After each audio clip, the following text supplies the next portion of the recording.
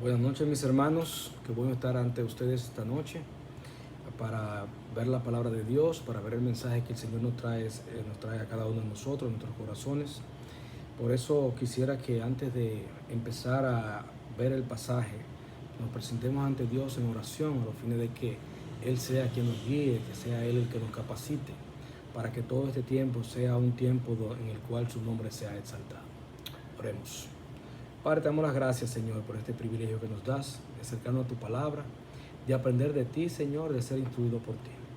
Guíanos, Señor, en este tiempo, capacítanos, Señor, dirígenos, y que cada palabra que salga de nuestra boca, Señor, sea una palabra para edificación y que sea una palabra que sea conforme a tu voluntad. En el nombre de tu amado Cristo Jesús te lo pedimos. Amén. Pues bien, hermanos, esta noche vamos a hablar un poco de política, pero no se asusten que no les voy a decir por quién votar. Estamos en unos meses de campaña, todo lo que se habla ahora es de candidatos, todo lo que se habla de quiénes son los mejores candidatos, las mejores propuestas. Y en ese sentido, el cristiano está llamado por Dios a de una manera u otra involucrarse.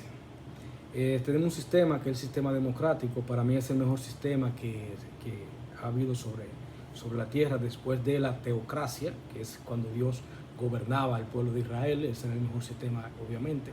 Pero humanamente hablando, la democracia es el mejor sistema porque primeramente incentiva el desarrollo del potencial del individuo. Y segundo, permite un mejor ambiente para la predicación del evangelio.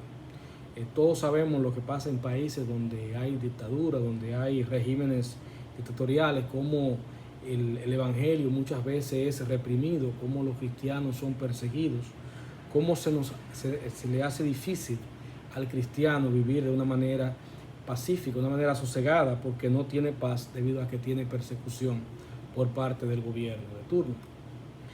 Dios buscó siempre que nosotros viviésemos en paz, no importa nuestra condición. Y eso lo vemos en el caso de Israel. Cuando Israel se va al exilio, el profeta Jeremías le dice a ellos que vivan allá, que trabajen, que se involucren, que prosperen y que vivan en paz, que sean de bendición para la nación a la cual ellos lo estaba acogiendo a ellos. En este caso, podríamos decir como secuestrado, como refugiado. No sabemos cómo era el estilo de vida, porque muchas veces las migraciones que se daban forzadas, lo que se buscaba era que debilitar el otro reino, pero no necesariamente exterminar a la población. Y en este caso lo que vemos es que Dios siempre ha tenido un especial interés porque el cristiano se involucre en el desarrollo del sitio en el cual está viviendo, que en pocas palabras lleve a una mejor vida a ese pueblo en el cual esté ubicado. Pero como dijimos que íbamos a hablar un poquito de elecciones, lo que vamos a ver hoy es cómo elegir a un gobernante, o sea, cuáles criterios podemos tomar en cuenta para elegir un gobernante. Y nos vamos a basar en Isaías capítulo 11. Es un pasaje precioso, es un pasaje mesiánico, todo está en rojo porque todo nos habla en nuestra Biblia, nos habla todo de nuestro Señor Jesucristo y de su reinado. Y por eso quiero tomar como referencia. Todo lo que nosotros vayamos a hacer tiene que tomarse en cuenta a Cristo como nuestra referencia. ¿Con quién debemos comparar a los que aspiran a gobernarnos? Con el Señor Jesucristo. ¿Por qué? Porque Él es perfecto. Y nosotros como cristianos debemos buscar la perfección. Sabemos que son hombres que tienen sus debilidades, pero dentro de ellos vamos a encontrar un poquito, aunque sea una sombra, de lo que es Dios en ellos. Y lo primero que vamos a ver es el derecho legal de una persona para gobernar. Y es lo que vemos en Isaías capítulo 11, en el versículo 1, cuando dice: saldrá una vara del tronco de Isaí y un vástago retoñará de sus raíces. ¿Qué nos está diciendo acá? Que ese gobernante debía salir de la descendencia de Isaí. ¿Y quién era ese gobernante que salió de la descendencia? El primer gobernante que salió de la descendencia de Isaí fue el rey David. Y es que la promesa de Dios de una descendencia venía por el rey David. Y obviamente era del tronco de Isaí. Cuando habla de un vástago, significaba que no era un hijo cualquiera, no era un descendiente cualquiera de Isaí, sino que hablaba de un solo tallo. Cuando un vástago es un tallo, Si lo viéramos en el punto de vista de una planta, es un tallo. Entonces, esa persona tenía que ser una persona especial, que venía de una genealogía está muy bien establecida, y esa genealogía el Señor Jesucristo la cumplía perfectamente. La promesa la encontramos en 2 de Samuel capítulo 7, en los versículos que van del 12 al 16, cuando dice: y cuando tus días sean cumplidos, refiriéndose a Dios, hablando con el rey David, el cual quería hacerle casa, pero Dios no se lo permitió. Y le dice Dios a David: en cuanto tus días sean cumplidos y duermas con tus padres, yo levantaré después de ti a uno de tu linaje, el cual procederá de tus entrañas, y afirmaré su reino. Él edificará casa a mi nombre, y yo afirmaré para siempre el trono de su reino. Yo le seré a él padre, y él me será mi hijo. Y si él hiciere mal, yo le castigaré con vara de hombres, y con azotes de hijos de hombres. Pero mi misericordia no se apartará de él, como la aparté de Saúl, al cual quité de delante de mí, de delante de ti.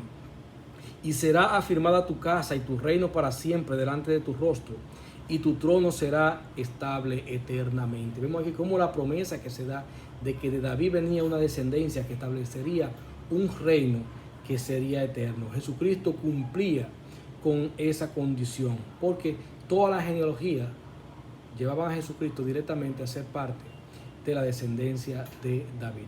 Pero algo muy importante lo encontramos en Mateo capítulo 22, cuando el mismo Señor Jesucristo se define así como alguien que está por encima del rey David. Lo vemos en el pasaje cuando Jesucristo le pregunta a los fariseos, diciendo: ¿qué pensáis del Cristo? ¿De quién es hijo? Le dijeron: de David. Él les dijo: pues ¿cómo David en el Espíritu ya le llama Señor, diciendo: dijo el Señor a mi Señor, siéntate a mi diestra hasta que ponga a tus enemigos por estrado de tus pies? Pues si David le llama Señor, ¿cómo es su hijo? Lo que está mostrando el Señor Jesucristo ahí es que Jesucristo, a pesar de que era descendiente de David en la carne, era superior a David en cuanto a poder, en cuanto a posición, porque Jesucristo era Dios encarnado. Entonces, pero vamos a ver, ya vemos al Señor Jesucristo como la promesa hecha carne. Vemos al Señor Jesucristo en su señorío, pero también podemos ver al Señor Jesucristo en su posición actual. Para ver la posición actual de Jesucristo, no hay un pasaje más precioso que Hebreos capítulo 1, en el versículo que van del 1 al 3. Y quiero leerlo con ustedes. Dice así la palabra de Dios. Dios, habiendo hablado muchas veces y de muchas maneras en otro tiempo a los padres por los profetas, en estos postreros días nos ha hablado por el Hijo, a quien constituyó heredero de todo, y por quien asimismo hizo el universo, el cual, siendo el resplandor de su gloria y la imagen misma de su sustancia, y quien sustenta todas las cosas con la palabra de su poder, habiendo efectuado la purificación de nuestros pecados por medio de sí mismo, se sentó a la diestra de la majestad en las alturas, hecho tanto superior a los ángeles, cuanto heredó más excelente nombre que ellos. Vemos aquí que lo primero que nos habla del Señor Jesucristo es su naturaleza divina. Dice que es de la misma esencia, Hijo de Dios. Eso lo encontramos en el versículo 2. También vemos aquí que en el mismo versículo 2 de Hebreos, del capítulo 1 de Hebreos, nos dice que fue constituido heredero de todo. También en ese mismo versículo nos dice que por medio de él fueron hechas todas las cosas. Versículo 3 nos dice que fue el resplandor de la gloria de Dios e imagen de su naturaleza. También es el sustentador de la creación. También vemos que es el libertador de nosotros, los pecadores. Y también vemos que está con todo poder y gloria sentado a la derecha del Padre, a la diestra del Padre. También vemos que en Juan 5, Él mismo nos dice que todo juicio le ha sido dado a Él. Y también vemos en Mateo 28, al final de su ministerio terrenal, cómo nos dice que ha recibido toda potestad del Padre para reinar sobre toda la creación, tanto en el cielo como en la tierra. Entonces vemos acá a una persona que tanto por su linaje, tanto por su posición actual, tiene el derecho de ser rey sobre todos nosotros. Pero no solamente tiene ese derecho legal, sino que también su capacidad le permite ser la mejor opción para nosotros como gobernantes. En estos días se evalúa mucho la capacidad de una persona para ser gobernante de cualquier país. Y es importante porque esa persona va a tomar decisiones que nos van a afectar a todos.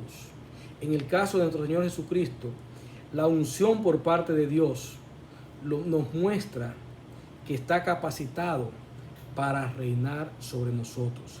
Isaías capítulo 11, en el versículo 2, nos dice que sobre ese rey, sobre el Señor Jesucristo, reposaría, dice, y reposará sobre él el espíritu de Jehová, espíritu de sabiduría y de inteligencia, espíritu de consejo y de poder, espíritu de conocimiento y de temor de Jehová.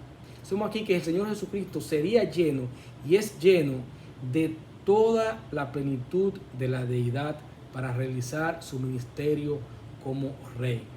Vemos aquí, dice, espíritu de sabiduría y de inteligencia. Vemos que el Señor Jesucristo tiene toda la capacidad para tomar las mejores decisiones por su pueblo, por su creación. Nos habla del espíritu de consejo y poder. Y vemos aquí que tiene todo el poder para el trato con sus enemigos. Una de las cosas que más afecta a nosotros como al ciudadano es la inseguridad, la falta de justicia, la falta de castigo sobre los pecadores y también la falta de alcance de la justicia para llegar a determinar quiénes cometieron delitos, quiénes delinquen, porque no hay ojos en todos lados. Pero en el caso de nuestro Señor Jesucristo, Él tiene la capacidad y tiene el poder para tratar con todos sus enemigos, que en este caso, si somos sus hijos, serían también nuestros enemigos. Y por último vemos que también tiene el espíritu de conocimiento y de temor de Jehová. Por lo tanto, Él tiene toda la capacidad para ejercer el liderazgo espiritual de cada uno de nosotros, de cada parte de la creación. Entonces vemos al Señor Jesucristo que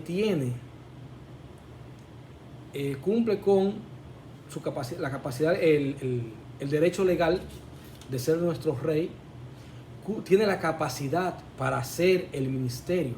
Pero en un gobernante podemos ver que puede tener la capacidad, pero no necesariamente sus acciones terminen siendo en favor de los gobernados. Entonces hay que ver las acciones de ese gobernante. Y es lo que vemos en el Señor Jesucristo. ¿Qué va a hacer el Señor Jesucristo? ¿O qué ha hecho? Que ya se refleja en nosotros, en nuestra vida como creyentes.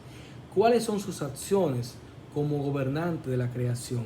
El versículo 3 de Isaías nos sigue diciendo: y le hará entender diligente en el temor de Jehová, no juzgará según la vista de sus ojos, ni arguirá por lo que oigan sus oídos, sino que juzgará con justicia a los pobres, y arguirá con equidad por los mansos de la tierra, y herirá la tierra con la vara de su boca, y con el espíritu de sus labios matará al impío. Y será la justicia cinto de sus lomos, y la fidelidad ceñidor de su cintura. O sea, me llamó la atención cuando habla de la fidelidad ceñidor de su cintura.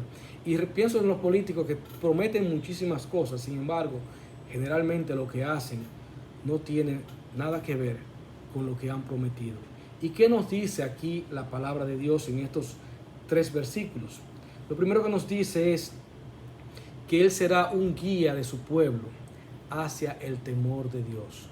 Cuando el Señor Jesucristo viene a morar, a reinar en tu corazón, su primer ministerio es guiarte a toda verdad.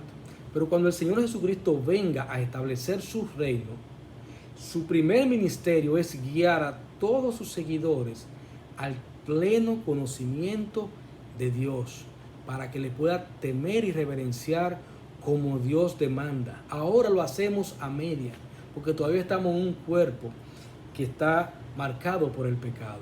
Pero cuando el Señor venga y restablezca todas las cosas, su pueblo será guiado al temor de Dios. En el versículo 4 vemos entonces que no solamente nos guiará al temor de Dios, sino que juzgará con justicia a los pobres. O sea, Él no tomará cohecho, Él no tendrá privilegio sobre uno, sobre otro, sino que Él va a guiar, va a juzgar en justicia a todas las personas. Y como Él lo ve todo, como Él lo sabe todo, sabemos que su juicio va a ser siempre justo. También vemos que será un rey misericordioso y protector de su pueblo. La justicia y la fidelidad serán ceñidor de su cintura. Todo herirá la tierra con la vara de su boca y con el espíritu de sus labios matará al impío. Veremos aquí cómo él va a proteger a su pueblo del malo. Entonces, ¿qué vemos en Jesucristo? Vemos a un rey que guía a su pueblo a lo mejor, que protege a su pueblo y que es un ejemplo a seguir. Entonces, tenemos aquí un rey que tiene capacidad, que tiene derecho legal, que sus acciones son para bien de nosotros, y tenemos entonces que ver los resultados de sus acciones. ¿Cuál va a ser el resultado del gobierno de nuestro Señor? Ahora, hermanos, en estos días estamos viendo muchas ofertas, y esas ofertas tenemos que evaluarlas, tenemos que revisarlas a la luz de la realidad. ¿Por qué? Porque estamos viendo muchísimas promesas de las cuales quienes las prometen no tienen la más mínima idea de si serían realizables. Entonces, los resultados de las acciones darán testimonio de que esas acciones son conformes a la capacidad de ese gobernante. ¿Y qué nos dice Isaías capítulo 11 del resultado del reinado de nuestro Señor Jesucristo? Dice Isaías 11, los versículos que van del 6 al 12, dice así la palabra de Dios. Morará el lobo con el cordero, y el leopardo con el cabrito se acostará. El becerro y el león y la bestia doméstica andarán juntos, y un niño los pastoreará. La vaca y la osa pasarán, sus crías se echarán juntas, y el león como el buey comerán paja.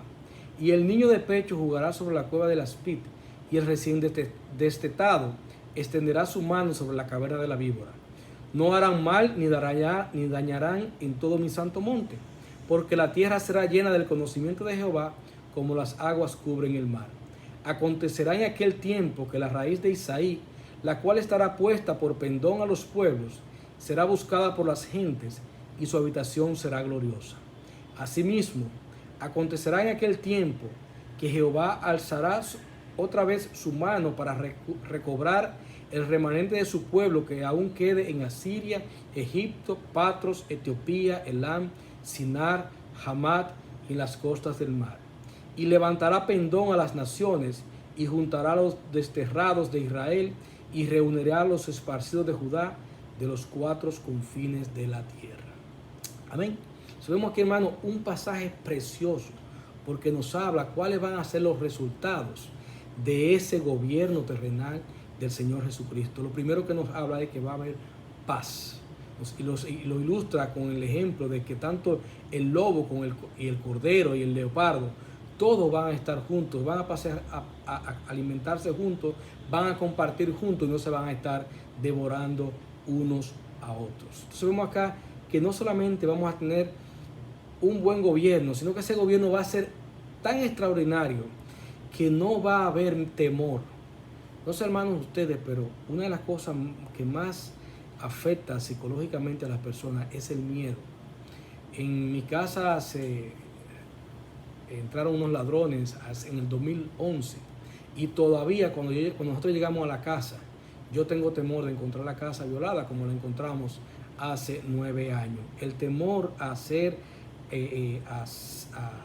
atacado, a perder lo que tienes, el temor a ser robado, a ser asaltado, es algo con lo cual vivimos todos los días. No tenemos paz. No es verdad que el león y el cabrito andan juntos. Ahora mismo el delincuente anda buscando al cabrito para sencillamente destruirlo y sacarle provecho. Entonces, hermanos, lo vemos en el versículo 9, que habrá una restauración del paraíso perdido.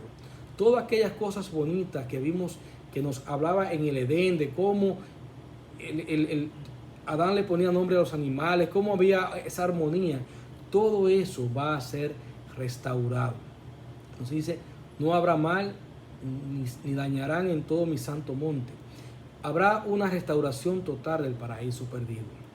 Habrá un conocimiento y un temor de Dios que será la guía de la vida de las personas.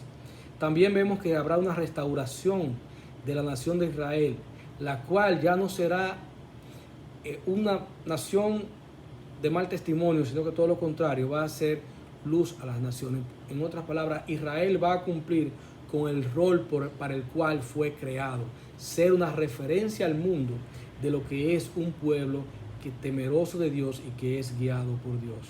Hermano, en sentido general, globalmente, lo que nos habla este pasaje, lo que nos hablan estos versículos, que van del 6 al 12, es que será establecida una teocracia, donde Cristo gobernará entre su pueblo para todas las naciones. Hermanos, esto lo vemos también en muchas promesas que ya se han cumplido de estas que están aquí. Algunas en una pequeña muestra, que la podemos ver, por ejemplo, en estos versículos del 6 al 12, que habla del león y el cabrito. Nos habla de, podremos verlo como personas que sencillamente tenían diferentes estilos de vida y que ahora, a través de el señorío de Cristo, han llegado a ser uno y pueden compartir una misma vida y una misma esperanza, que es lo que sucede en la iglesia. Pero ya yéndonos a lo terrenal, también vemos cómo esa promesa que encontramos en el versículo 11 de que todo Israel sería reunido, ya lo vemos en parte con la restauración del Estado judío, que a partir de 1948, una nación que duró casi 2000 años vagando por todo el mundo, y sencillamente en poco menos de 50 años se empezaron a organizar expediciones y se empezaron a crear las condiciones para que esa nación fuera establecida de nuevo. Lo primero que pasó fue la caída del Imperio Otomano, se establecen los británicos como con control de toda esa zona, y a partir de ahí empieza una migración judía a todo ese territorio que culminó con el establecimiento de la nación de Israel. Y no solamente el establecimiento de la nación, sino también hasta la recuperación de la lengua del hebreo en el pueblo Israel. También, hermanos, vemos algo interesante, otra promesa cumplida, y es el derramamiento del Espíritu Santo para la fundación y la expansión de la iglesia. Una promesa que el Señor Jesucristo hizo antes de irse y que se cumplió inmediatamente en el Pentecostés y se va cumpliendo cada día en cada una de las personas que entregan su vida al Señor. O sea, Cristo ha mostrado que Él no solamente es el Rey capaz, sino que es el Rey que quiere hacer las cosas para el bien de nosotros. Así que, hermanos, tenemos todas las evidencias para hacer una buena elección. Para un candidato humano tenemos que mirar si cumple con los requisitos, si cumple con la ley, si tiene la capacidad, si sus acciones van orientadas a lo mejor de nosotros, para lo mejor de su pueblo, y si tiene un testimonio que avale lo que está diciendo que va a hacer. Y sus promesas deben ser congruentes con la realidad de que Él tiene la capacidad para hacerla. En conclusión, tenemos todo, nos falta elegir. Pero si somos cristianos, tenemos una sola elección, y es participar, hacer la obra para la cual Cristo nos ha llamado. Y es que, así como en los partidos políticos hay activistas y simpatizantes, así también se da en la iglesia. Están los activistas y están los participantes. Un simpatizante es alguien que se siente identificado con una propuesta de liderazgo, pero no se compromete con ella. Eso lo vemos a diario en la iglesia, personas que van a la iglesia, que van a todos los cultos, pero sencillamente tú no lo ves involucrado en absolutamente nada. No hay un testimonio de vida que se corresponda con la causa de la iglesia. Y eso lo vemos en los partidos políticos y lo vemos también en la iglesia. Pero también vemos también lo que son los activistas. El activista es aquel que abraza la propuesta y se dedica a convencer a otros de que es la mejor opción. Si tú no eres cristiano, lo más probable es que lo más que llegues sea a ser activista. Por lo tanto, tú tienes que elegir cómo tú quieres vivir, quién te va a gobernar. Debes recordar que en tu elección está envuelto algo más que estas cosas temporales, sino que está en juego tu vida eterna. Una vida eterna bajo el reinado de un rey justo, de nuestro Rey Jesucristo, o una vida eterna bajo condenación y sufrimiento. Y como le dije, si tú eres cristiano, tienes que ser un activista, participante, involucrado y dedicado a expandir el Evangelio a través de la predicación de la palabra. Que Dios nos ayude a hacer una buena elección gubernamental en esta tierra, pero que sobre todo nos ayude a hacer una buena elección para vida eterna. Amén. Que el Señor nos bendiga a todos.